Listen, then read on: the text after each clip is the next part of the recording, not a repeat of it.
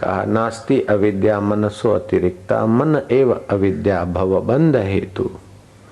तो कई विद्वान, कई कथाकार, कई रट रटा के, लिख लिखा के, भाषण ठोक के पुजवाने में तो लग जाते हैं, लेकिन प्रभु पाना अलग बात है। कथाकार होना, सत्संग करना, लोगों को मजा आ जाए ऐसा कर तैयार हो जाना, लोगों का चमचा बन जाना, लोकानुरंजन करना परमार्थ नहीं है।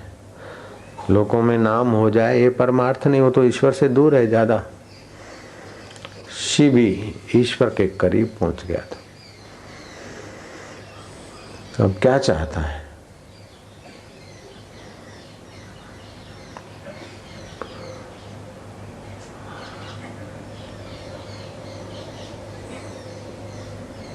अच्छा, अब तू अपने को क्या मानता है ये बता दे। बोले मालिक, जो धरती पे छोटे से छोटे भिखमंगे, नीच से नीच व्यक्ति दिखने में, उनसे भी मैं गया भी था, लेकिन वो शब्द नहीं थे, अपने अहंकार को विलय करने की एक अवस्था थी। गौरांग पहले तो शास्त्रार्थ करते और दूसरों को हराने में मजा मानते थे। मैं कुछ विद्वान हूं, अच्छे अच्छे विद्वानों को बाँ बुलाने में उन्हें मजा आती थी। मजा खापे मजा। बड़े बड़े पंडितों को अपनी बुद्धिमत्ता से हरा देते, उन्हें मजा आती थी। लेकिन जब भगवत भक्ति का रंग लगा और अहम गला, फिर कोई पूछता कि हमारे से शास्त्रार्थ करो, तो उसके चरणों पे मत्था टेकते कि बाबा आप तो श्री कृष्ण की भक्ति में डूबे हैं और मेरे पर भी कृपा करें। गौरांग, आप तो बड़े बड़ों को हरा देते थे और ये इनके सामने शास्त्रार्थ करने के बदले उनके चरणों पे गिर जाते हैं। हाँ, ऐसा भी नहीं बोलते कि पहले ना समझी थी अब मैं समझ गया हूं। अब मैं समझ गया हूं तभी भी अहंकार है। पहले मैं अहंकारी था और अब समझ गया हूं, निरहंकार हूं। निरहंकार होने का भी तो अहंकार है। बड़ा सूक्ष्म, बड़ा विलक्षण है ये अहंकार। क्या क्या रूप लेता है, क्या क्या करवटें लेता है। पहले संसारी था तो अभी त्यागी बन गया, पहले भोगी था तो अभी त्यागी बन गया, पहले ग्रस्त था तो अभी साधु बन गया, भिक्षुक बन गया, पहले साधारण था तो अभी सत्संग करने वाला बन गया। अपने फोटो आ रहे, अपना नाम आ रहा है। माया की खाई में मरा तू तो।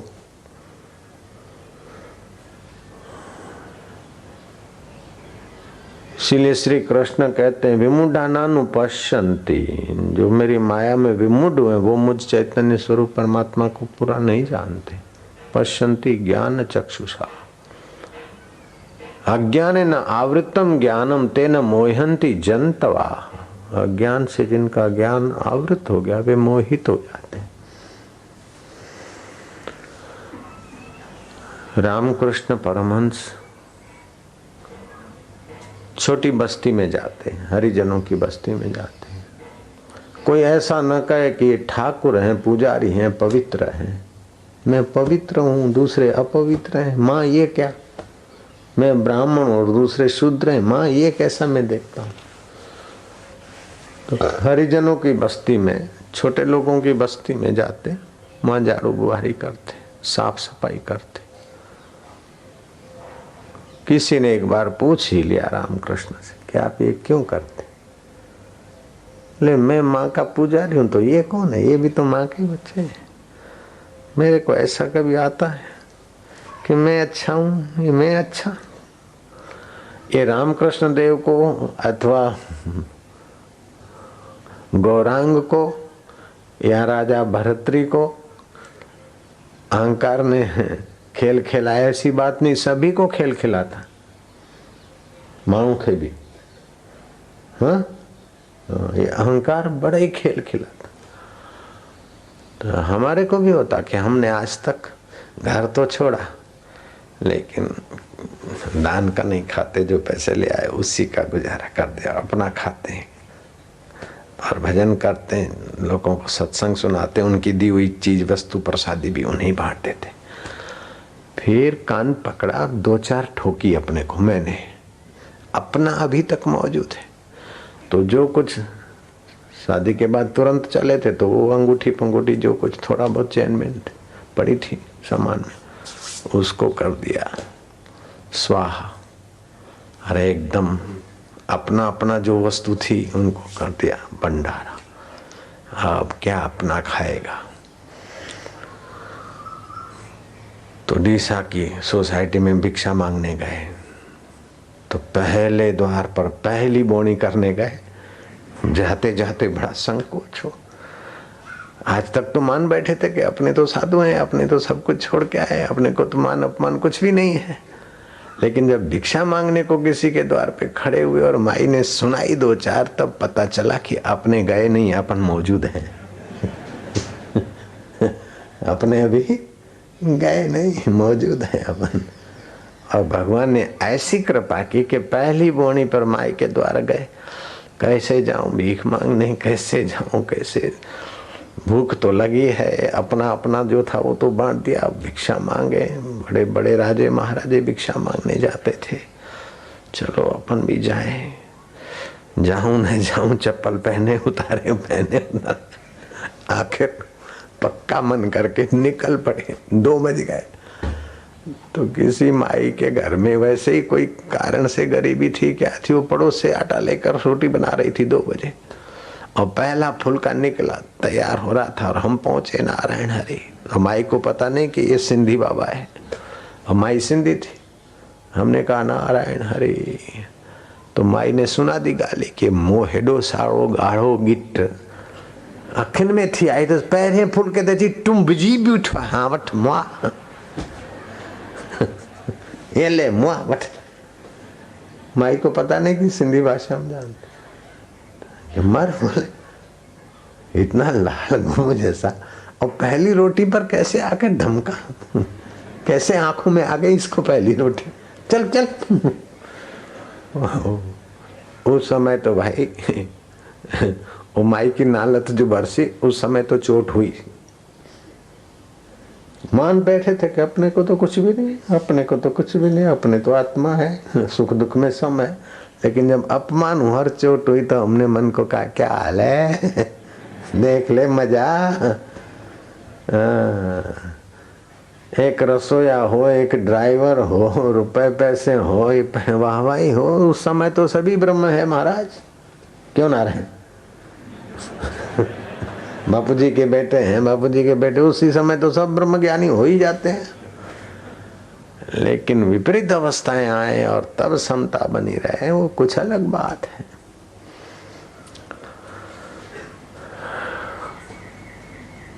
फिर दूसरे दिन गए तो लोगों को एक दूसरे के काना फूसी हुई, अरे क्यों लीलाशाह बापू के आश्रम में जो रहते वही महाराज। दूसरे दिन तो लोग कोई खीर बना के तैयार कर, कोई मालपुआ, कोई कुछ। तीसरे दिन भी यही हुआ। फिर तो बड़ा करमंडल भर देते थे, रास्ते में भिखारियों को बांटते थोड़ा सा अपने लिए रख लेते थे। फिर देखा कि अब इसमें भी वाहवाही हो रही है कि बड़े त्यागी हैं, भिखारियों को बांट देते हैं, थोड़ा सा खाते हैं। फिर वो भी छोड़ा। क्या क्या खेल करने पड़े, ऐसी ऐसी अनजानी जगह जाते कि लोग हुड़दूत करें, जरा सुना दे तब देखें। है बाबा इधर आता, भाई सुना दे, रख दिया गले पे धारिया, बोले खींचूं खींचूं बाबा का बच्चा। तेरी मर्जी पूर्ण हो प्रभु। उसका धारिया गिर पड़ा, वो पैरों में आ गया। मैं अच्छा, अपन खिसक गए। तो रामकृष्ण ऐसी बस्तियों में जाते, झाड़ू बुहारी करते, उनका मैला गंदा उठाते करते। गौरांग पहले शास्त्रार्थ करते और विजय होते, मजा आता। लेकिन जब थोड़ी आध्यात्मिकता का रस मिला तो लोग जो शास्त्रार्थ करने आते उनको हाथ जोड़ते, भैया गोविंद गोविंद जपो, कृष्ण कृष्ण कहो, शास्त्रार्थ क्या कर। गौरांग आप ऐसे बोले, प्रभु क्षमा करें। तो ऐसे ही सीबी की हालत फकीर जुनैद ने देखी कि ईश्वर के रास्ते का राही है। जो गुरु के द्वारा आते हैं, कुछ सीख के कुछ बनना चाहते हैं, उपदेशक बनना चाहते हो, तो सांपोलिया भी बैठा है। बाबूनी कृपा थी बहु लोग थया ने बहु नाम थे, बहु फलाणु थे, बहु वाह थे, ये सब अलग बात है। और ईश्वर की प्रीति के लिए अपने अहम को बलि देना, अपने अहम को ठीक ढंग से विसर्जित करना, ये सब के बस की बात नहीं। आहे गाल अलविलड़ी स्वामी शुद्ध स्वरूप जी, सियाणा समझन की न की तोड़े मजलस कन्न मिड़ी। बड़ी अलबड़ी, बड़ी अलबेली बात है, बड़ी आश्चर्यकारक बात है। जो ईश्वर हाजरा हजूर है, लेकिन अहंकार उससे मिलने ही नहीं देता। मैं पापी हूँ ये भी अहंकार, और मैं पुण्य आत्मा हूँ ये भी अहंकार है। मैं भक्त हूँ ये भी अहंकार, और मैं योगी हूँ ये भी अहंकार। मैं सदाचारी हूँ ये भी अहंकार, और ये मैं दुराचारी हूँ ये भी अहंकार है। बहुत सूक्ष्म मामला है। तुम क्या जाने, मैंने तो 12-12 साल के 3 मौन व्रत रखे, दुनिया लुंडी क्या जाने, ये भी अहंकार है। क्या करूं, मैं तो कुछ नहीं कर सकता हूँ, मैं तो ये भी अहंकार है। अहंकार क्या क्या रूप ले बैठता है। जेल में कैदी बैठा है, वो भी नया कैदी घुसता है, जेलर उसको रख बरामदे में, तो आए पुराना कैदी पूछता नए से, क्यों बे कितने साल की सजा है? बोले 6 महीने की। है 6 महीने वाले तू हमारे साथ, हमें 20 साल से 12 साल से रह रहे। बरामदे में लगा, बरामदे में अपना चटाई, तो 2 दिन का मेहमान आए 6 महीने। हम तो 12 साल हो गए यहाँ, अभी 6 साल और रहने वाले। अरे देख रहे जिन खलीफा देख है आया, क्या किया था? तोड़ी होगी किसकी उंगली, हमने तो 3 मर्डर किए। 3 मर्डर करने का भी अहंकार, 18 साल सजा भोगने का भी अहंकार। अहंकार क्या क्या रूप लेता। अकेले में पूजा पाठ करते हैं तो एज रूटीन हो जाता है, लेकिन घर में कोई धार्मिक मेहमान आया तो अहंकार खेल करेगा, पूजा बढ़ जाएगी। और कोई नास्तिक आदमी आया तो अहंकार खेल करेगा, पूजा को घटा लेगा। बिल्कुल सीधी बात है जयराम जी की। आप रिक्शा चलाते हैं, गाड़ी चलाते हैं, ऑटो रिक्शा चलाते हैं, अथवा बैलगाड़ी चलाते हैं, अपने ढंग से कोई देखने वाला नहीं तो अलग ढंग से चलाते हैं। जब गांव में घुसता है बैलगाड़ी वाला तो बैलों को दौड़ाता है, उसकी पूंछ में। वो बैलगाड़ी चलाने में भी कोई देखे तो अच्छा लगे, अपने कोई अच्छा।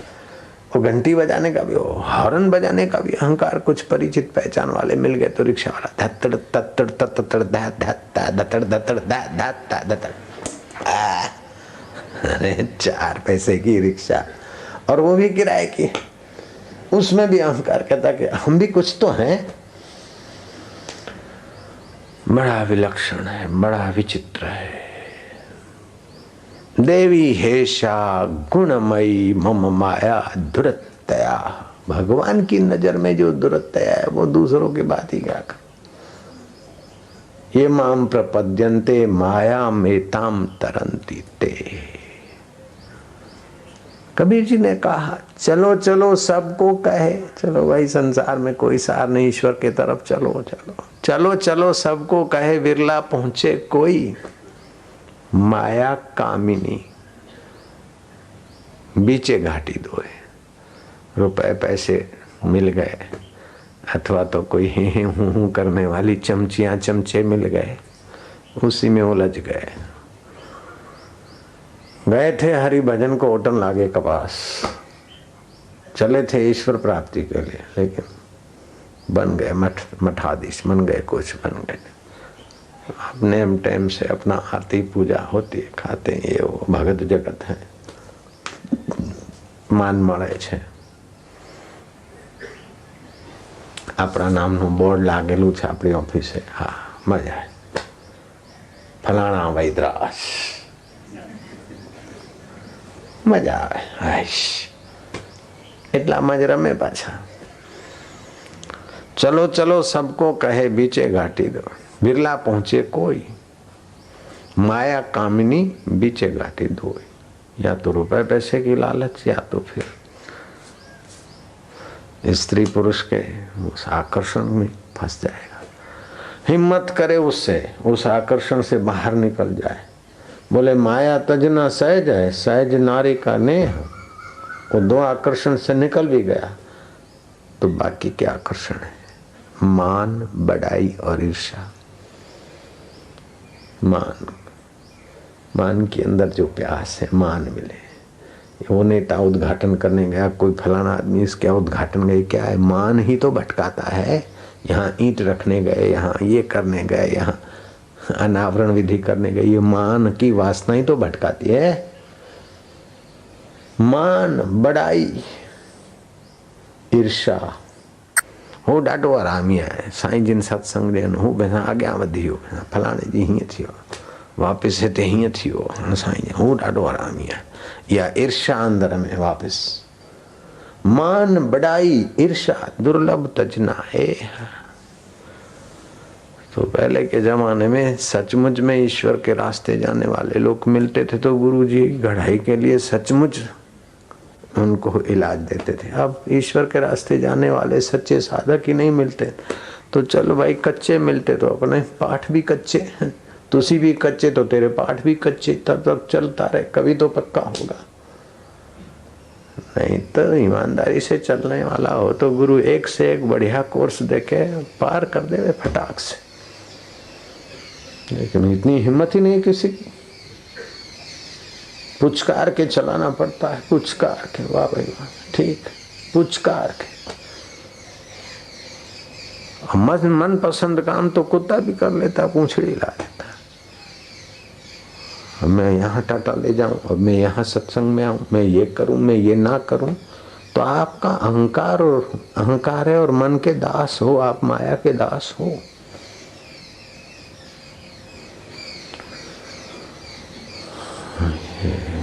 हम माया दुरतया. इसीलिए भगवान की भक्ति करते समय प्रार्थना करना पड़ता है कि भगवान तू ही रक्षा करे, तेरी प्रीति दे. भगवान की प्रीति अहंकार की प्रीति मिटाए. और क्या करे? भगवान का ज्ञान सुने ताकि अहम का अपना जो घुस बैठा है, मैं विद्वान हूँ, मैं ऐसा हूँ, मैं वैसा हूँ, मैं वैसा, मैं. अरे मूर्ख, तो सोच तो सही, एक पानी की बूंद से तो तेरी यात्रा शुरू हुई और राख की मुट्ठी में तो तेरे शरीर की यात्रा पूरी हो जाएगी. इसमें मैं क्या लेके घूमता है? भगवान बुद्ध के चरणों में कोई साधु होने को जाता अथवा शांति पाने को जाता तो बुद्ध कहते, अच्छा भिक्षुक बनना है, 3 महीने शमशान में जाकर रहो, सादृश्य योग करो. जब भी कोई मुर्दा जले तो अपने मन को बताओ कि ये मानो मेरा ही शरीर है. उसका आज जल रहा है तो कल ये जलेगा. आंखें सुंदर है, नाक बढ़िया है, वो सब ऐसे ही हो रहा है. रोज बॉडी को देखते, सजाते, आईना देखते, उसकी ये हालत हो रही है. मुर्दा जले तो उसके साथ सादृश्यता करो. सादृश्य योग नाम दिया बुद्ध ने, ताकि फिर ये न रहे कि मेरी दाढ़ी बढ़िया है, मेरी मूंछें बढ़िया है, अथवा मैंने मुंडन कराया, टाल बढ़िया है, आज मैं कैसा लगता हूँ, मैं ये हो गया हूँ, मैं वो हो गया हूँ. कुछ ऐसा हो जाए, वैसा हो जाए. कौन चाहता है? शरीर चाहता है कि आत्मा चाहता है? अहम चाहता है.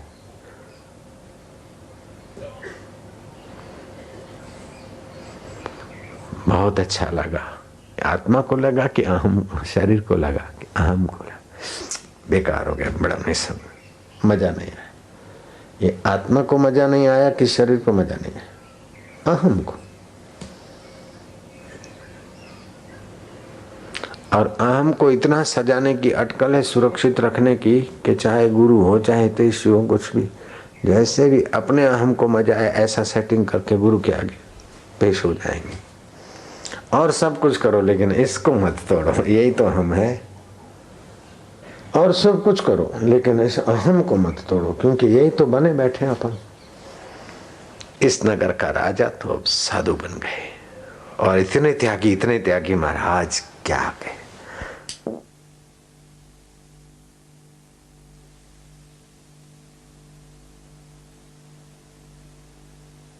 उनके त्याग की महाराज अद्भुत महिमा है। इतना बड़ा राजपाट सब छोड़ के चले गया राज्य के एक दूर जंगल में, और कुटिया में नहीं बनाई, गुफा में रहते। और वो राजा साहब इतने ऊंचे कोटि के त्यागी महात्मा बने हैं कि महाराज क्या बताएं। 24 घंटे में एक बार गुफा से बाहर आते, सिर नीचे रखते, नासाग्र दृष्टि रखते हैं, अलख निरंजन, 2-4 घर घूमते, भिक्षा मिली, फिर अपनी गुफा में चले जाते। वे भले, उनके प्रभु भले। 24 घंटे के बाद फिर एक बार निकलते, कुछ नहीं खाते रूखे सूखे के सिवाय। मच्छिंद्र नाथ ने कहा नहीं, बहुत कुछ खाते हैं। बोले नहीं नहीं महाराज। बोले त्यागी हैं, त्यागी हैं, त्यागी हैं महाराज, कुछ नहीं खाते, त्यागी हैं। इस प्रकार के यश को खूब खाते हैं। हम देखेंगे। मच्छिंद्र नाथ ने देखा, भूतपूर्व राजा, अब विरक्त त्यागी, मैं कुछ भी नहीं हूं। एक छोटी सी कोपिन थी, बस जरा संगोछा लोक लज्जा निवारणार्थ लपेट लिया, भिक्षा लेके जा रहे थे। मच्छिंद्र नाथ धीरे धीरे उनके पीछे लगे, और चलते चलते मच्छिंद्र नाथ ने उनको जरा धक्का मार दिया। तो महाराज ने कहा तुम साधु हो के भी ऐसा करते हो, देख के नहीं चलते हो। अगर कुछ महीने पहले तुम ऐसे अंधे होते तो तुमको पता चल जाता कि किसको तुमने टक्कर मारी, लेकिन अब क्या करूं, मैं त्यागी हो गया हूं। मैं जब राजा था उस समय तुम इतनी हिम्मत नहीं कर सकते थे। मच्छिंद्र नाथ ने कहा कि अभी भी वो ही राजा बैठा है, अभी भी बैठा है। नहीं नहीं महाराज, गलती हो गई, गलती हो गई। ठीक 2-4 दिन के बाद मच्छिंद्र नाथ फिर चले और धक्का मारा। बोले महाराज अब धक्का मार के तुम मेरे को क्रोधी नहीं बना सकते, अब मैं समझ गया आपको, मैं पहचान गया। आप मेरे को क्रोध दिलाना चाहते हैं,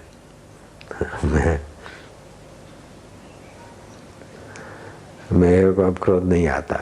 मच्छिंद्र नाथ ने कहा बेटा क्रोध नहीं आता, अभी जिसको क्रोध नहीं आता वो मौजूद है, अभी वो मरा नहीं, तब तक ईश्वर का अनुभव नहीं होगा।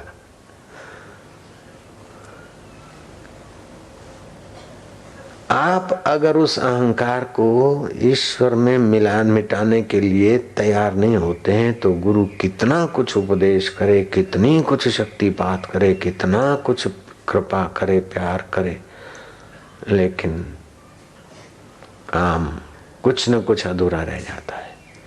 अपनी ओर से अपने अहम को मिटाने के लिए तुलना पड़ता है। तो साल भर जाओ भिक्षा मांगो, भिक्षा मांग के आया, फिर गुरु ने देखा कि अभी है, साल भर जाओ नगरों में झाड़ू बुहारी निकालो, वो निकाला। जाओ साल भर गंधक बेचो, गंधक बेचे, फेरी गंधक लो गंधक, और जो पैसे आए वो बांटे।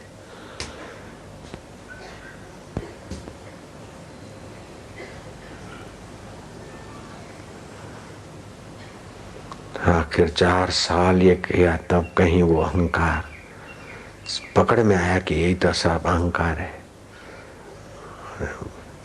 फिर विश्रांति मिली, परमात्मा प्राप्ति हुई। तो हमारे और भगवान के बीच अहंकार ही तो है जीवत्व का, और उस अहंकार में वासनाएं भरी है। मेरे पास इतनी डिग्रियां हैं, है बुद्धि की योग्यता, और अहंकार कहता है मैं वकील हूं, मैं डॉक्टर हूं, मेरी ये डिग्री है।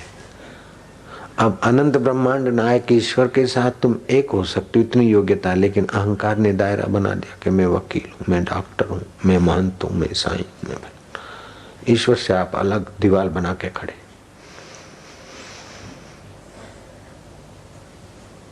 ध्यान भजन पूजा पाठ करते हैं, लेकिन इसको ईश्वर में विलय करना है, ये बात में राजी नहीं होते।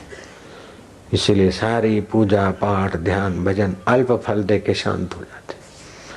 महान फल ईश्वर प्राप्ति का अहंकार मिटाए बिना नहीं होता। कुछ अनुकूल हुए, गुरु जी प्रसन्न हुए तो मजा आया, गुरु जी जरा आंख कड़ी किया, घबराए अथवा तो चिढ़ गए, ये अहंकार कोई तो होता है। जितना अहंकार कड़ा होता है उतना ही गुरु को संभल के व्यवहार करना पड़ता है। क्या पता क्या उल्टा ले, कैसे रूठ जाए, कहीं गिर न जाए। शिष्य तो उत्तम ऐसा है कि जैसे गुरु को अपने हाथ पैरों से या अपने वस्त्रों से पूछना नहीं पड़ता कि हम तुमको कैसे रखें, कहा। ऐसा ही शिष्य हो तब तो गुरु को छलकने का मजा आता है। गुरु को तो पूछना पड़ता है कि मानेगा कि नहीं मानेगा, करेगा कि नहीं करेगा। इतना छोटा बालक है वो, अहंकार के वश है, क्या पता नहीं मानेगा। नहीं तो सच्चा समर्थ सतगुरु और ईश्वर प्राप्ति की लगन हो तो देर किस बात की है। ईश्वर प्राप्ति की लगन लगने ही नहीं देता अहंकार, कुछ बनने की मुसीबत है उसे। बना रहा हूं और साधन भजन करते करते ध्यान की ऐसी ऊंचाई आती, उस समय डर लग जाता है। किसको डर लगता है? कि अहंकार मरने को होता है तो डर लगता है उसको,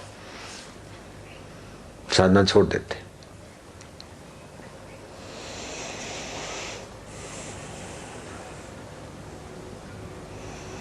राजा भरत ही बड़ा इतना सारा राज था, गोरखनाथ के चरणों में फक्कड़ बन गए, भिक्षा मांगते रोटी। एक जगह जलेबी हो रही थी, महाराज थोड़ी जलेबी दे दो। चल रहे, बड़ा है साधु का बच्चा, जलेबी खाने का शौक नहीं गया। जलेबी खाना है तो वहां मजदूरी काम हो रहा है, जा मजदूरी कर।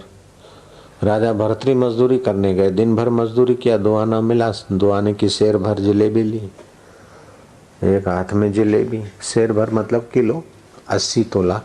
80 तोले का 1 किलो, 80 तोले का शेर था। आज भी दिन भर कोई मजदूरी करे तो 1 किलो जलेबी तो कमाएगा, और क्या करेगा।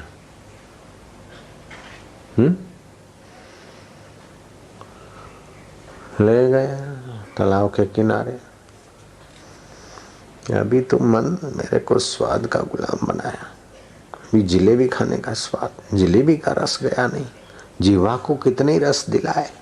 जो जीवा जल जाने वाली उसी के रस में तू भगा रहा है मेरे को, मेरे अहंकार, मेरे मन। ले खा जलेबी। एक हाथ में जलेबी, दूसरे हाथ में गोबर का कोर। ले खा खा खा खा खा। मन को लटकाते लटकाते जलेबी फेंक दे पानी में और गोबर का कोर डाल दे मुंह। अरे ले खा। सारी जलेबियां पानी में चली गई, एक आखिरी बची। मन कहता अब तो भूख लगी, इतना तो खाने दो। बोले अभी तक तो नहीं गया। क्या करें, देर हो गई, भिक्षा मांगेंगे कुछ मिलेगा नहीं, इतनी तो खाने दो। एक्सेप्ट होके लेखा। मन तोबा पुकार गया, विलय हुआ अहम और निर्ममो निरहंकार ऊंचाई को प्राप्त हो गया। महाराज भरतरी हो गए, कई राजा हो गए, उनकी इतनी कीमत नहीं जितनी भरतरी की महानता गाई जाती। अहंकार मिटाना बड़ा ऊंचा काम है। अहंकार मिट गया तो ईश्वर हो गया, और क्या है, अपर ईश्वर माना जाता है वो योगी। दूसरे योगी हैं जिनको रिद्धियां सिद्धियां आती है, लेकिन व्यक्ति विशेषत्व तो नहीं मिटा। वो तो थोड़ी दिन चमक करके ठुस हो जाएंगे, मुक्ति वुक्ति नहीं होती उनके बाद। ये कर सकते, वो कर सकते। विश्वामित्र ने क्या क्या किया, बाजरा बना लिया, अपना ज्वार बना लिया, मक्का बना दिया। ब्रह्मा जी ने गेहूं बनाई, चावल बनाई, तो हमने बाजरा बना दिया। लेकिन विश्वामित्र अभी भी व्यक्तित्व में है, ब्रह्म ऋषि भी कहने के लायक नहीं रहे। जब ऊंचाइयों को छुआ तब लगा गया तेरे की।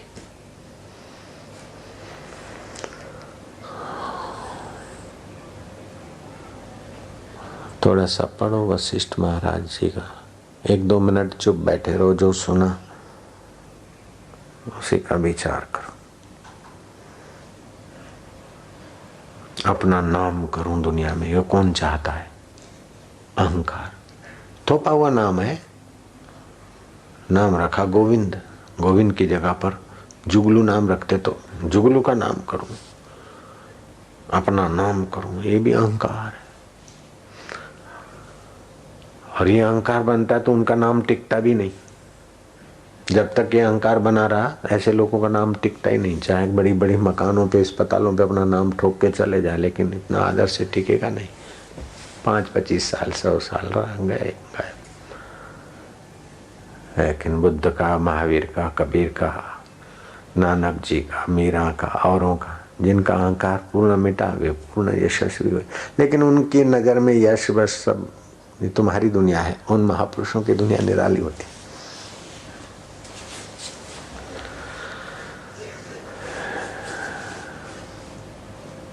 एक पानी की बूंद पिता की, माता का एमसी का खून, उससे इतना अपने को जोड़ दिया कि बस उसी शरीर को मैं मानते, उसी की तंदुरुस्ती अपनी तंदुरुस्ती, उसी की बीमारी अपनी बीमारी, उसी की मौत अपनी मौत मानते। और हैं विद्वान, पढ़े लिखे, अक्ल वाले, अक्ल मारी गई, अक्ल का उपयोग ही नहीं हुआ, अक्ल को तो उलझा दिया।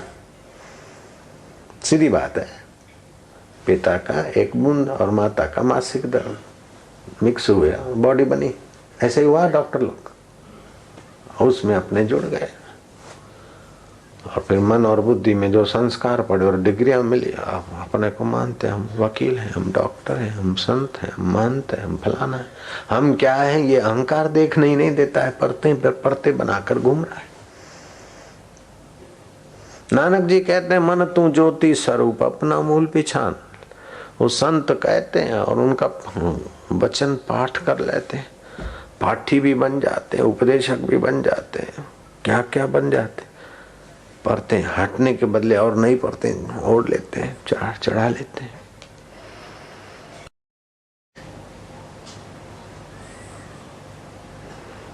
बिल्क का सम्राट, कोई पुण्य उदय हुए थे, उसकी छत पर एक गैवी आवाज आ रही थी। इब्राहिम ने कहा, कौन छत पे दौड़ रहा है, किसकी जरूरत हुई है सम्राट की छत पे? जो बोले, हम जरा अपना ऊंट खोज रहे हैं। बिल्क का सम्राट की छत पर और ऊंट खोज रहे हैं? ये आदमी कोई पागल मालूम होते हो? मैं बिल्क का सम्राट और मेरी छत पर ऊंट खोजने वाला कौन हो तुम? बोले, इब्राहिम,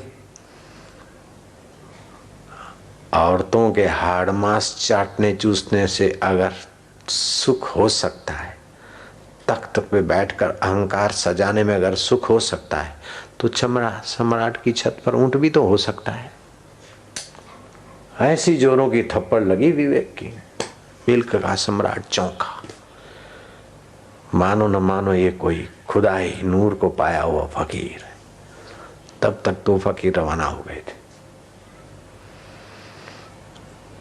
सुबह राजकाज में बैठे, लेकिन वही बात रिपीट होती रही मस्तिष्क में।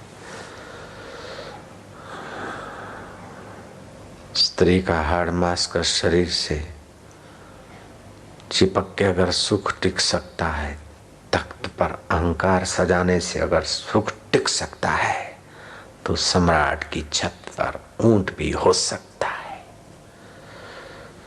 बस राजकाज के काम तो होते थे, लेकिन मन में वही बात रिपीट। इतने में वो गैबी आवाज वाला फकीर कोई रूप लेकर आया, आके टांग पे टांग चढ़ा के बैठ गया।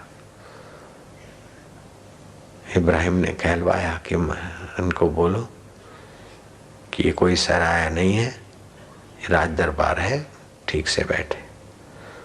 फकीर ने पूछवाया कि सराया नहीं, ऐसा कैसे कहते हो? इस राज दरबार में तुम्हारे पहले कोई था कि नहीं था? बोले हमारे थे, बुजुर्ग थे, उनके पहले बोले दूसरों का राज था, उनके पहले दूसरों का था। अच्छा तो आप भी जाओगे यहाँ से तो औरों का राज होगा? बोले हाँ होगा। तो सराया किसको बोलते? कई आके चले गए और जो बैठे वो जाने वाले और दूसरे आएंगे और वो भी जाएंगे, उसी को तो सराया बोलते हैं। बोले महाराज तुमने तो हद कर दी, सराया है तो अब तुम ही सराय में रहो, हम ये चले। गजब हो गया। बिल्क का सम्राट बिल्क का राज्य छोड़कर भारत चला आया और उसने साधु की दीक्षा ले ली। जंगल में जाता, लकड़ियां करता, 6 पैसे में लकड़ियां बिकती, 4 पैसे 5 पैसे अपने लिए खर्च करता, रोटी और खजूर खाता, कभी 1 पैसा कभी 2 पैसा बचता। इकट्ठे होते उन पैसों का वो भंडारा कर देता, साधु खिला देता। बाकी का जो साधन भजन बताया गया करते हैं, लेकिन अंदर में तड़प हुई कि अभी तक अल्लाह नहीं मिलता, अभी तक वो आत्मा परमात्मा का अनुभव नहीं होता। क्या बात है। ललनाओं के 8 मास में तो सुख नहीं टिक सकता, अहंकार में तो सुख नहीं टिक सकता, लेकिन अल्लाह तो सुख स्वरूप है भगवान, तो वो भी सुख हो क्यों नहीं मिलता।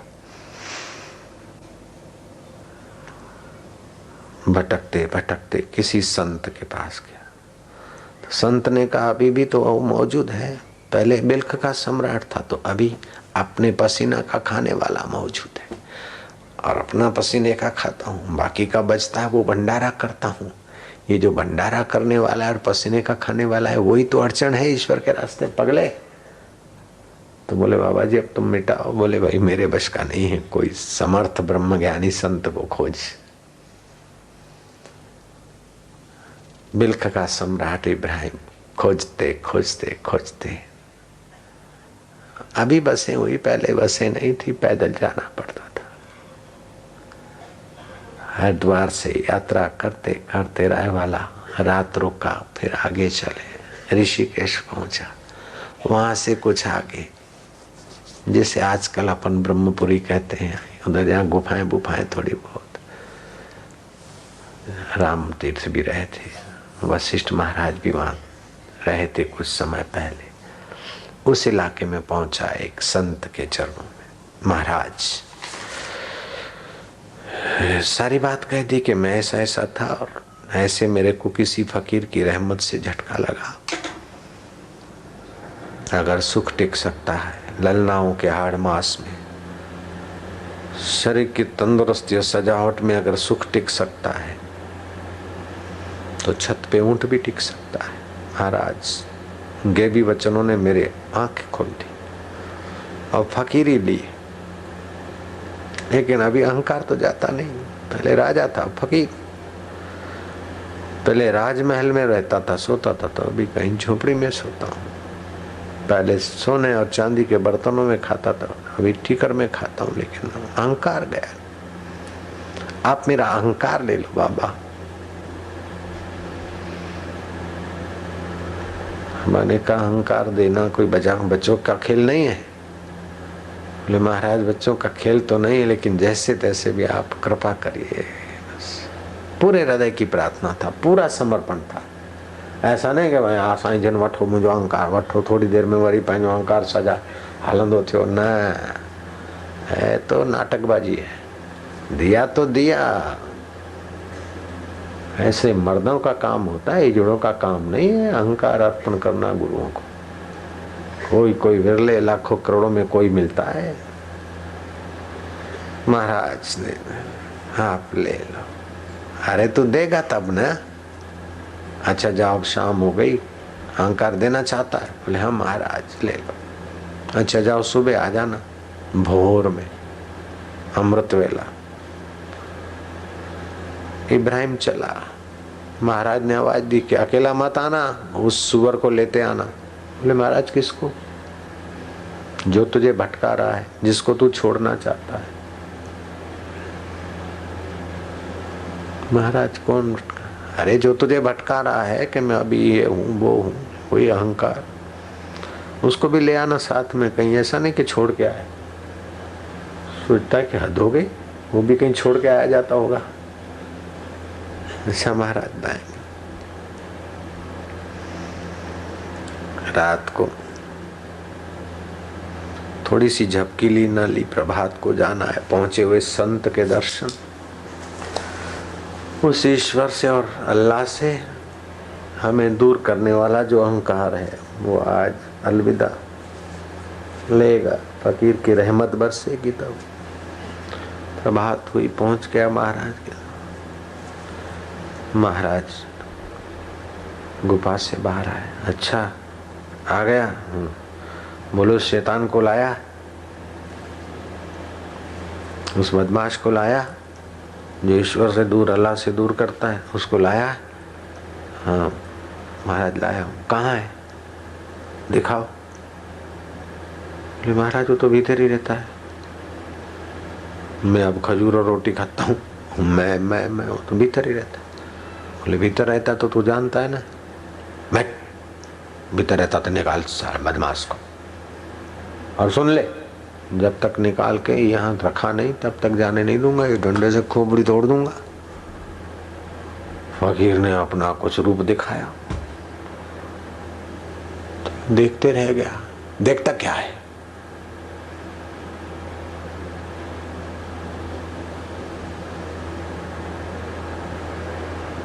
खोज खोज, जहाँ रहता है अहंकार। मैं बिल्क का सम्राट हूँ, अब मैं साधु हूँ, मैं त्यागी हूँ, मैं अपना खाता हूँ, मैं एक करता हूँ। निकाल।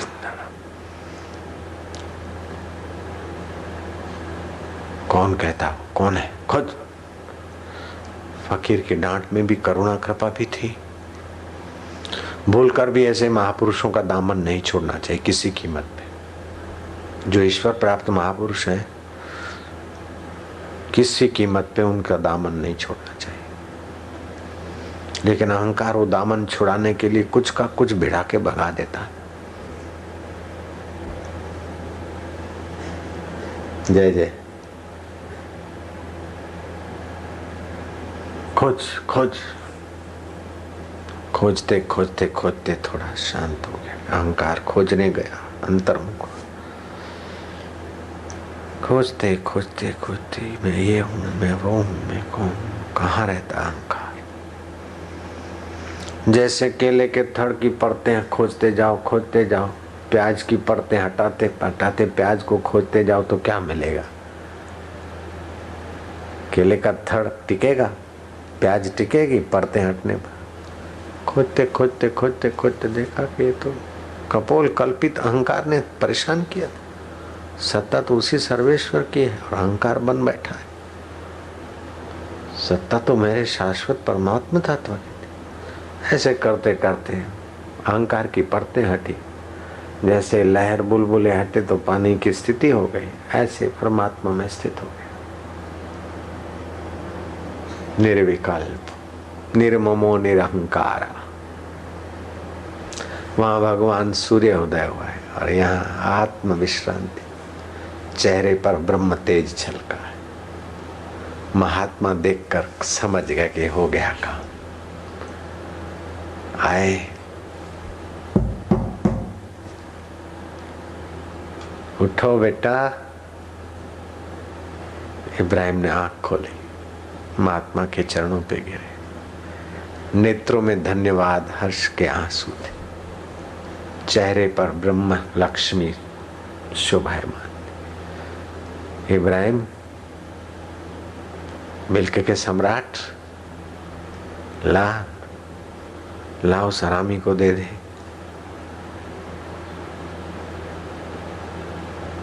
शब्द नहीं है लेकिन चेहरा कह रहा है कि महाराज वो है ही नहीं। दे दे। वो अवस्था आ गई जहां शब्द नहीं जा सकते। जय सतगुरु देव न देव वरम, निज भक्त न रक्षण देह धरम, पर दुख हरम सुख शांति कर। जहां शब्द न जा सके, बिना सतगुरु कौन लखा सके। उस अलख को लखने वाली स्थिति में इब्राहिम को पाया। गुरु ने कहा आप क्या देखता है, गले लग। तो तू मैं ये सारा खेल। फिर वहां वाणी नहीं गई, आगे वचन नहीं चलता। उपनिषद कहती मति न लखे जो मति लखे सो में शुद्ध अपार। ये विचार सागर का वचन है। उपनिषद कहती है यतो वाचो निवर्तन्ते, जहाँ वाणी नहीं जा सकती। अप्राप्य सा मनसा सा, मन से जो प्राप्त नहीं होता, मन बेचारा वहां मन नहीं रहता। तो बुद्धि से समझ में आता है ना, वो कृपा करके बुद्धि में प्रकट होके बुद्धि को उसमय कर देता है। जैसे अग्नि लोहे में प्रविष्ट हो जाए, लोहा अग्निमय हो जाता है, ऐसे मति उस रित से, उस सत्य से सत्य स्वरूपा हो जाती है, रितम भरा प्रज्ञा हो जाती। ओ मोह कभी ना ठग सके इच्छा नहीं लावलेश। इच्छा तो हम में ही रहती है। रितम भरा प्रज्ञा में इच्छा कहाँ, वासना कहाँ। ऐसा पुरुष लेते हुए भी नहीं लेता, देते हुए भी नहीं देता। धीरो न द्वेष्टि संसारम, वो धीर पुरुष संसार की किसी परिस्थिति से हृदय में द्वेष नहीं रखता। आत्मानम न दीक्षति, आत्मा को परमात्मा को भी नहीं चाहता, ऐसा हो जाता है। हर्षम अमहर्ष विनिर्मुक्ता, हर्ष अमहर्ष से ठीक ढंग से मुक्त है। न मृतो न च जीवति, वो मरता भी नहीं जीता भी नहीं। मरता और जीता तो शरीर है, वो तो वही है बस। परावस्था परागति, लभते भक्ति पराम, पराभक्ति प्राप्त हो जाती है।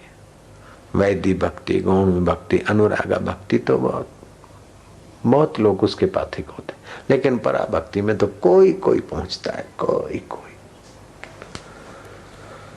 उसको नानक की भाषा में कहो कि ब्रह्म ज्ञानी की मत कौन बखाने, नानक ब्रह्म ज्ञानी की गत ब्रह्म ज्ञानी जाने। ब्रह्म ज्ञानी का दर्शन वड भागी पावे, ब्रह्म ज्ञानी को बल बल जावे। ब्रह्म ज्ञानी मुगत जुगत का दाता। फिर तो उसकी मति से जरा सा किसी के लिए उसके चित्त में मीठी नजर हो तो खुशहाल हो जाएगा। जरा सा ज्ञानी के चित्त में उसके प्रति थोड़ा हो जाए तो उसकी खबर पड़ जाएगी, वो ऐसा महापुरुष बन जाता। ब्रह्म ज्ञानी मुगत भुगत का दाता, मोक्ष और भोग देने वाला दाता बन जाता है। जेको जन्म मरण ते डरे साध जिना की शरणी पड़े। जिसको संसार के जन्म मरण से त्राण चाहिए, वो ऐसे ब्रह्म ज्ञानी की शरण जाए। मूर्ति की शरण पड़े, देवी देवता की शरण पड़े, ऐसा नहीं आया। वो साध की शरण पड़े। जेको अपना दुख मिटावे साध जिना की सेवा पावे। शरीर का दुख मिटाना है तो डॉक्टर के पास जा, आर्थिक दुख मिटाना है तो कोई सेठ के पास जा, लेकिन अपना दुख तो सेठ नहीं मिटा सकता, डॉक्टर नहीं मिटा सकता। सारी दुनिया मिलकर भी आपका दुख नहीं मिटा सकती। अगर मिट जाता तो आप निर्दुख होते। आपका दुख तो वो अपने परमात्मा स्वरूप को जाने हुए महापुरुष ही आपका अहम मिटा के आपका दुख सदा के लिए मिटा दें। इसीलिए इसकी महिमा है कि ब्रह्मवेता का दर्शन करने जाए एक एक कदम तो एक एक यज्ञ करने का फल होता है। उनके चरणों में वचन सुने तो वो भक्ति योग बनता है। श्रद्धा से बैठे तो भक्ति योग और सुने समझे तो ज्ञान योग। कबीरा दर्शन संत के साहेब आवे याद, लेखे में वो ही घड़ी बाकी के दिन बाद। यह तन विष की बेलरी गुरु अमृत की खान, सिर दीजे सतगुरु मिले तो भी सस्ता जान। सतगुरु कैसा होता है? सतगुरु मेरा सुरमा करे शब्द की चोट, मारे गोला प्रेम का हरे भरम की कोट। हृदय में तो पूर्ण करुणा है, लेकिन बाहर से डंडा लेके आए बड़ी बड़ी आंखें दिखाई। वो अहंकार नहीं देगा तो जाने नहीं दूंगा, खोपड़ी तोड़ दूंगा। क्या समझता है इब्राहिम का बच्चा? ऐसा नहीं कि बेटा अहंकार दे दे पुतानी गर्भ, इससे काम नहीं होता। समझो तुम अयोग्य हो, इसीलिए उनको गिड़गिड़ाना पड़ता है। योग्य के आगे गिड़गिड़ाने की क्या जरूरत है? गुरु को शिष्य के साथ स्मूथ व्यवहार करना पड़े तो शिष्य का दुर्भाग्य है। शिष्य की अयोग्यता है कि गुरु को संभाल के व्यवहार करना पड़ता है कि इसको दुख ना हो। इतना कड़ा अहंकार है कि जल्दी दुख हो जाएगा, क्या पता क्या लेगा, उल्टा लेगा। तो गुरु को तो संकोच रहता है, और पूर्ण गढ़ाई कैसे करेगा?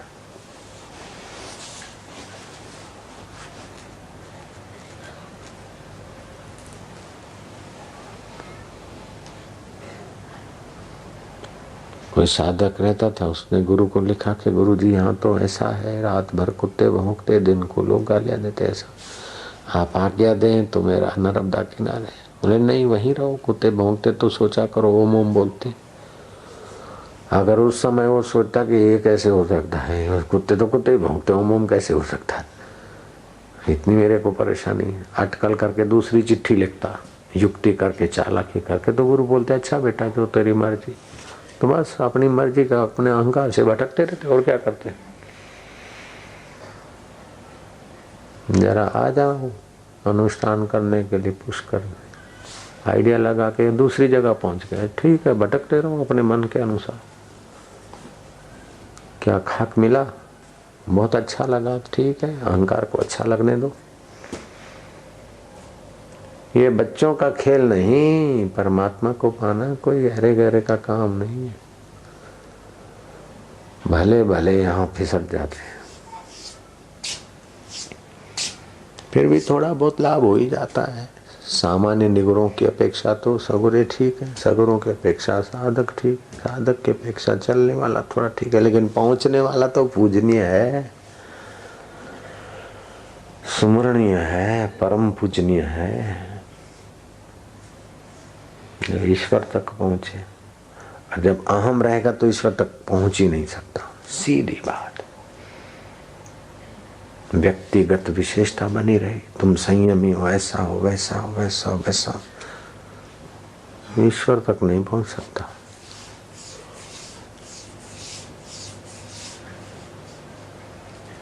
कुछ न कुछ बना रहना चाहता है ना अहम, ईश्वर तक नहीं पहुंच सकता। बीज भी रहे और वृक्ष भी हो जाए नहीं होता, बूंद भी रहे और सागर हो जाए नहीं होता, लहर भी बनी रहे और सागर भी हो जाए संभव ही नहीं भैया। इसके लिए तड़फ हो, जितनी तड़फ हो ईश्वर प्राप्ति की, उतना ही अहम मिटाने को राजी हो जाएगा। और ईश्वर प्राप्ति की तड़फ नहीं है तो अहम मिटाने वाले को ही मिटा देगा। बड़ा आया हमारा हम मिटा दे, ऐसा गुरु नहीं चाहिए हमको। घर में ही बैठ के भजन करेंगे, हरिओम हरिओम कर, बापू जी का फोटो रखते हैं बस। इसीलिए मूर्ति में तो आस्था हो जाती है, मूर्ति में तो श्रद्धा टिकी रहेगी, क्योंकि मूर्ति तो अहंकार मिटाएगी नहीं बेचारी, जैसे भी करते हो मथा टेकते जा। लेकिन जो साक्षात जिनके हृदय में परमात्मा प्रकट हुआ, वो तो अहंकार पर घाव करेंगे, इसलिए उधर जाने में डर लगता है।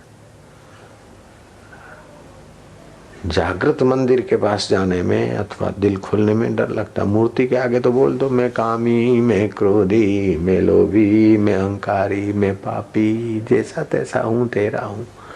ऐसा लोग भगवान के आगे करके जाते हैं। बाहर कोई कह दे आए कामी, क्रोधी, पापी, अहंकारी, इधर आओ, फिर देखो उसकी क्या खबर होती।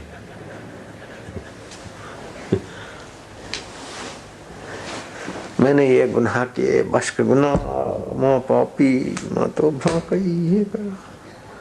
ये करके मंदिर से गया, और अनजान व्यक्ति ने मिला के है पापी, फिर देख लो मजा। ये अहंकारी, देख लो उसकी मजा। तो मूर्ति के भगवान को तो ठगना, अहंकार जानता है।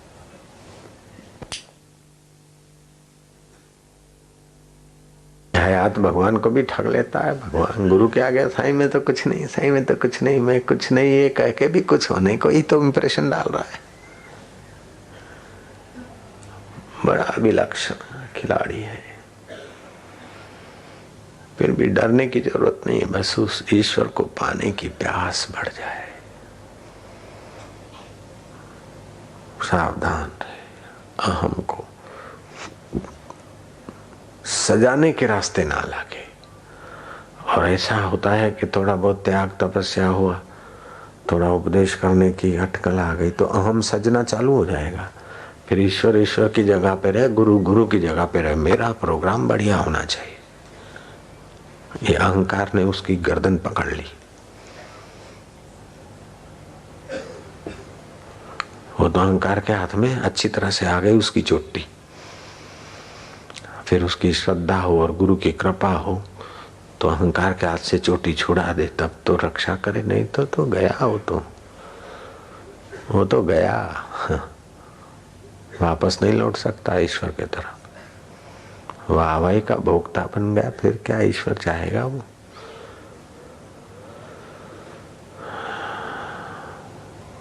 सुविधा का भोक्ता बन गया, वाहवाही का भोक्ता बन गया। भोक्ता मौजूद है तो ईश्वर कैसे होगा?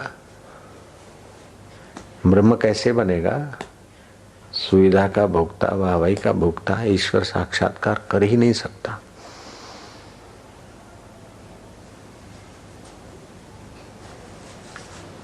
वाहवाही या सुख संसार में क्या रखा है? हे राम जी, दुख देखना है तो संसार में जाओ। संसारी बेचारे बहुत दुखी हैं, पचते रहते।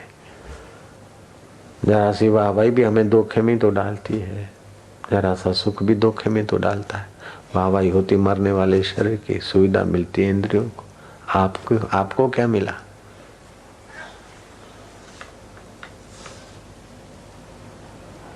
आज के सत्संग की कैसेट बार बार सुनने योग्य है, ऐसा मुझे लगता है। नारायण नारायण नारायण। ओम शांति, ओम शांति। वैसा क्षीर समुद्र से भी नहीं मिलता है, वह जो देवताओं की सेवा से भी नहीं मिलता है, जिसका आदि अंत नहीं और जो अनंत और अमृत सार है, ऐसा अमृत आदि नहीं, अंत नहीं और अमृत का सार है, ऐसा सुख स्वरूप परमात्मा का ज्ञान और शांति, माधुर्य और मस्ती।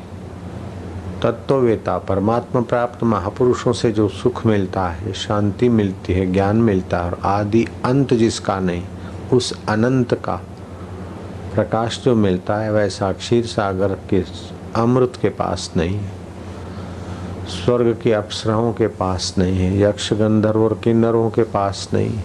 वशिष्ठ जी कहते हैं, हे राम जी, मैं 14 लोक में विचरण किया, कहीं सार नहीं। गंधर्व गान करते फिरते हैं, लेकिन जिससे गाया जाता है उस परमात्मा सुख का उनको पता नहीं। उन गंधर्वों को धिक्कार है। यक्ष यक्षिणियों के पीछे और यक्षिणियाँ यक्षों से सुख ढूंढते फिरते हैं, लेकिन जो सुख स्वरूप है उसका उनको पता नहीं, इसलिए उनको मेरा धिक्कार है। देवता भी विष्टा के कृमि की नाई, जैसे विष्टा का कीड़ा विष्टा में खदबद करता है, ऐसे ही देवता लोग भी स्वर्गीय सुविधाओं में खदबद करते हैं। और मनुष्यों को तो तुम जानते ही हो, मकान बनाऊंगा, अब ये करूंगा, अब वो करूंगा, अब वो करूंगा। न अतल में सुख है, न वितल में सुख है राम जी, न तलातल में सुख है, न भूलोक में सुख है, न भूअरलोक में सुख है, न जनलोक में सुख है, न तपलोक में सुख है, न अधिक जीने में सुख है, न जल्दी मरने में सुख है, न विद्वान होने में सुख है, न मूर्ख होने में सुख है, न निर्धन रहने में सुख है, न धनवान होने में सुख है। हे राम जी, कहीं सच्चा सुख नहीं देखा। त्रिभुवन में 14 लोकों में मैंने विचरण किया और बड़े बड़े संतों से भी विचार विमर्श किया और शास्त्रों का अध्ययन किया, कहीं भी शाश्वत सुख नहीं। 14 लोकों में कहीं सुख नहीं। हाँ, एक जगह पर सुख है जहाँ संत का मन ठहरता, वो पर ब्रह्म परमात्मा तत्व में सुख है। बाकी मानू ऐसा बन जाऊंगा, ऐसा हो जाऊंगा, योग के द्वारा ये शक्ति पाऊंगा, ऐसा बन जाऊंगा, कहीं सुख नहीं। ऐसे योगी शक्ति दिखाकर दूसरों की वाहवाही थोड़ी देर लिया, लेकिन शक्ति संचय करने में 12 साल गए, दिखाने में 12 घंटे गए, और वाहवाही मिली 12 मिनट। सामुची कुछ भी नहीं रहा, क्या रहा। एक योगी था, खूब योग अभ्यास किया, खूब किया, और उसे सिद्धि भी हासिल हुई, पानी पे चलने की सिद्धि। और हम बच्चे थे, घर में थे, अखबार में आया कि फलाने योगी कांकरिया, अहमदाबाद में जो कांकरिया है, रायपुर मणिनगर के बीच, शाम को 5 बजे पानी पे चलेंगे। अखबारों में आया था, भीड़ इकट्ठी हुई, योगी पानी पे चलने के लिए समय सर आ गए। बड़ी कड़ी पुलिस की सुविधा व्यवस्था थी, और लोगों को पानी पे चल के दिखाने का उद्देश्य था कि मैं भी कुछ हूँ, अब मैं भी कुछ हूँ तो जीवत्व बना रहा। वो चैतन्य सत्ता का उपयोग ठीक से नहीं कर पाया। जो पानी में पैर रखने गया था गिरा, फिर प्रयत्न किया, फिर गिरा, नाक कटी, अखबारों ने मजाक उड़ाई, वो भाग गया। फिर कभी कोई योगी कांकरिया के पानी पर चलने के लिए प्रसिद्ध नहीं हुआ। चल भी लिया तो क्या है, मेढक भी तो भागते फिरते हैं, पक्षी भी कई पानी पर चल लेते हैं। मैं कुछ बनूं, ये ईश्वर से अलग जो अपना अस्तित्व बनाने की कोशिश है, ईश्वर से अलग होकर अपनी कोई विशेषता प्रकट करने की कोशिश है, यही व्यक्ति का व्यक्तिगत दोष है और समाज का सामाजिक दोष है। बहुत सूक्ष्म बात है, मानो ध्यान से सुनो। ये व्यक्ति का व्यक्तिगत दोष और समाज का सामाजिक दोष है कि कुछ अपन कुछ बन जाए, अपन महान बन जाए, फलाने बन जाए, ढींगड़े बन जाए। जब तक कुछ बनोगे तो किसी से तो अलग बनोगे, बनेगा तो बिगड़ेगा और जानेगा तो तरेगा। और वे ही वास्तव में महान हो जाते जो कुछ बनते नहीं, जो है उसी में विश्रांति पा लेते। उनका खाना पीना, उठना बैठना, बोलना चलना, लेना देना सुख स्वरूप हो जाता है। 14 लोकों में वो सुख नहीं, एक जगह पर है जहाँ संत का मन ठहरता है। और संत का मन ठहरता है सर्वत्र बसे हुए सच्चिदानंद की ज्ञान धारा में। इतना ही है बस, लेकिन है बड़ा सूक्ष्म, अति सूक्ष्म है। जिनके भाल के भाग्य भले, अस दीपक ता उर ल सके।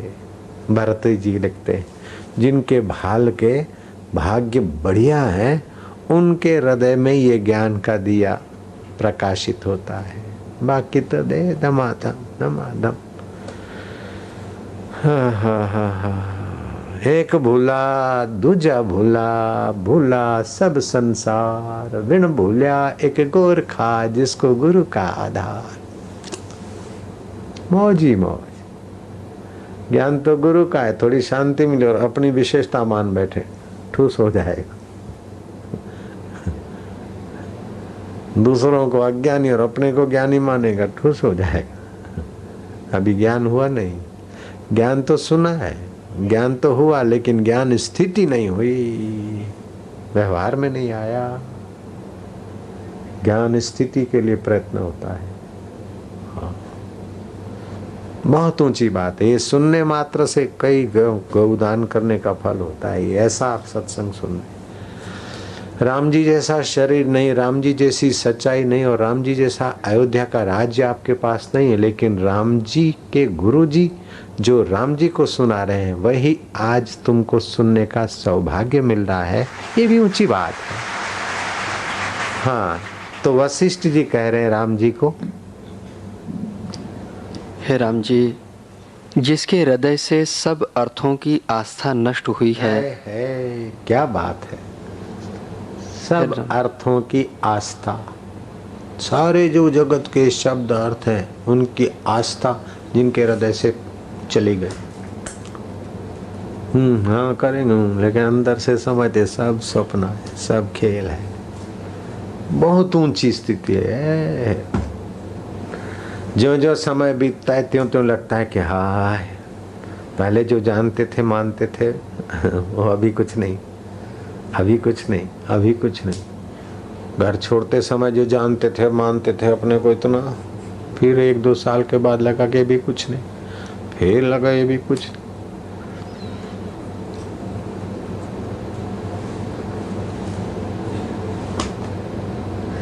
वहाँ वाणी नहीं उठती, शब्द, सारे शब्द अर्थ रहित हो जाते।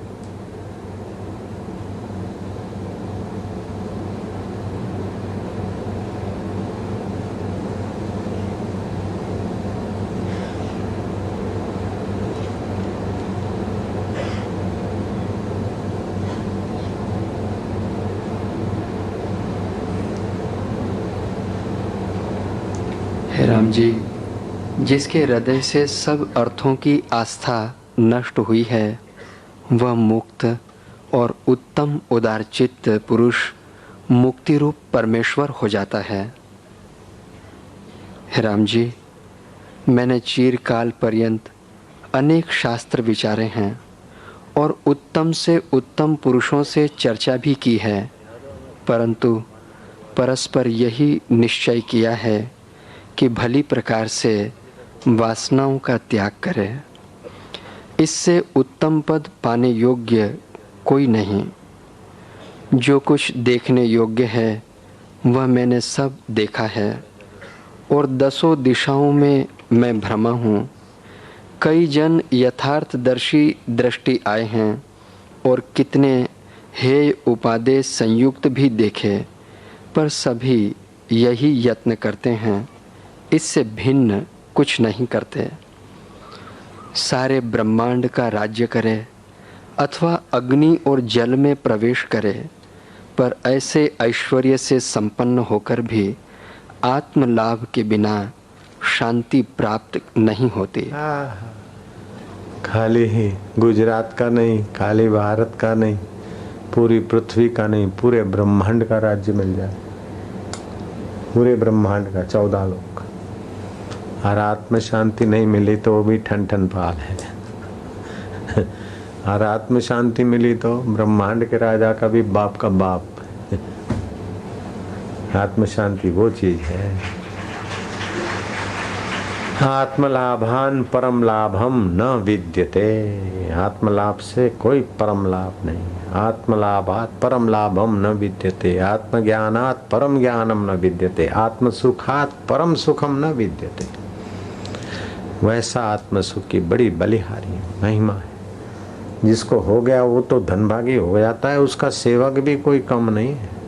भृगु ऋषि आत्मवेता थे, उनका सेवक था शुक्र। विश्रांति पाते थे एकांत जगह में। अज्ञानी की इच्छा पूरी करना कठिन है और उसको खुश करना आसान है। मस्का मार दिया अज्ञानी को तो खुश हो जाएगा, उल्लू बन जाएगा। ज्ञानी की सेवा करना आसान है और उसको पटाना कठिन है। ज्ञानी को पटाना कठिन है और उसकी सेवा करना आसान है। और अज्ञानी को पटाना आसान है और उसकी आवश्यकता पूरी करना कठिन है, क्योंकि इच्छाएं इच्छाएं इच्छाएं बनती जाएगी।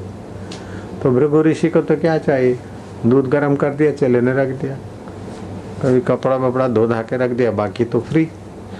तो दिन रात गुरु के आश्रम में रहे, सन्नाटा शांत वातावरण। तो शुक्र भी धीरे धीरे वाइब्रेशन माहौल और पुण्य प्रताप से ध्यान भजन करने लगा। अब ध्यान भजन करने लगा तो धीरे धीरे चित्त शक्ति जागृत हुई, धारणा बनी तो कुंडलनी जागृत हुई, क्रिया होने लगी तो शरीर का शोधन हुआ। साधारण आदमी को क्रियाएं नहीं होती तो उसको बुढ़ापे में बहुत तकलीफें होती हैं, लेकिन जिसकी कुंडलनी शक्ति जागृत हुई है, क्रियाएं हो रही है, तो उसकी नाड़ियों में और शरीर में दोष जमा नहीं रहते। जो बुढ़ापे में तकलीफ करे ऐसे दोष जमा नहीं रहते। ये भी बड़ा फायदा है आम आदमी को, शक्तिपात से बहुत फायदा है। लेकिन उनकी तो एकांत साधना थी, तो क्रिया होते होते सुरता बार बार यहाँ आए जहाँ अपन तिलक करते। साधकों को कई बार इधर दबाव होता है, कहीं प्रकाश दिखता है या कहीं कुछ अंदर सिलविलाहट होती है, मूवमेंट होती है। तो होते होते होते एक ऐसी ऊंचाई आती है जो शिव नेत्र खुल जाता है। जैसे चैनल ठीक खुल जाती है तो वो दूरदर्शन की चीजें दिखने लगती है, ऐसे ही वो नेत्र खुल जाता है तो सूक्ष्म जगत की हिलचाल दिखती। तो शुक्र ऐसी ऊंचाई को पा गया था। अभी विज्ञानी से स्वीकार करते हुए यहाँ पिनियल ग्रंथि उन्होंने नाम दिया। हमारे ऋषियों ने तो हजारों लाखों वर्ष पहले यहाँ का महत्व जाना और तिलक परंपरा चल पड़ी।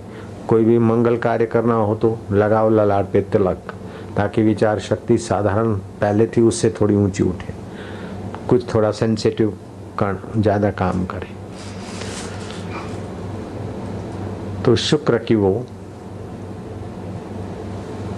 पीनियल ग्रंथि, तीसरा नेत्र ध्यान में कुछ खुला था। तो वो क्या देखता है कि आहा क्या रूप है, क्या लावण्य, क्या सौंदर्य, अप्सरा दिखी। अब शुक्र न पूर्ण परमात्मा तत्व में टिका था, ज्ञानी था, और न साधारण व्यक्ति था, बीच में झूले खाता था। तो उसके साथ रहना मिले तो अच्छा है। माँ ने सारा वहां तो सुठो, मतलब शादी करे, समझ गए, शादी करे।